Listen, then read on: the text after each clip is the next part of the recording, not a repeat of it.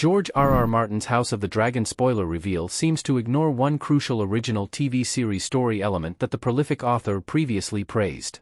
The HBO prequel series is based on Fire and Blood, a companion book to Martin's A Song of Ice and Fire series, which documents the fictional history of the Targaryen dynasty. The book's narrative is written to be unreliable, allowing the reader to examine and interpret Westerosi history as they would with a real-life historical text.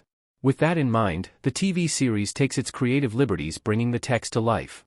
The House of the Dragon cast is made up of an extraordinarily talented group of actors who've brought each character in the Dance of the Dragons to life, often adding depth and intrigue that their book counterparts lacked.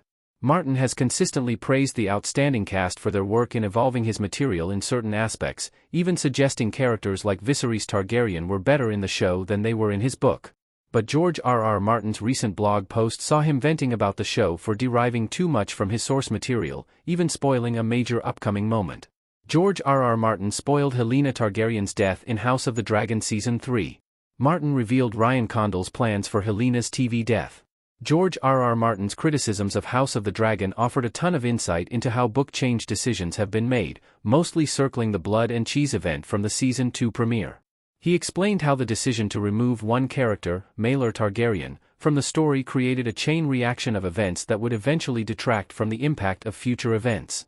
Most importantly, he outright revealed that Helaena Targaryen's death by suicide would essentially be caused by nothing. Read his full quote below. Book readers knew Helena's tragic death was coming, but the moment in Fire and Blood is compounded by a series of horrific events. Helaena was clearly hurt by blood and cheese in the show, but her final scenes in the season didn't indicate any lingering trauma, which would make it shocking for her to suddenly take her own life. It's to be seen how House of the Dragon handles this material, but hopefully, it won't be as devoid of emotion as Martin seemed to imply. Helena's death has to be different in the show because she's a dragon dreamer, which GRRM praised. No matter what, Helena's death won't be the same as Fire and Blood. Helaena, Faya Sabin, appears in Demon's Vision in House of the Dragon Season 2 Episode 8. A major difference between book Helaena and show Helaena is that the TV version has dream visions. After the Blood and Cheese episode, Martin even praised this aspect of the character, saying, "Faya Sabin's Helaena is a richer and more fascinating character than the one I created in Fire and Blood." Via Martin's blog, these visions add a rich mysticism to her character, which also contributes to her fate. House of the Dragon's depiction of Helaena seems to experience the world outside of the present. She seems to be aware of the future and acknowledges that it can't be changed.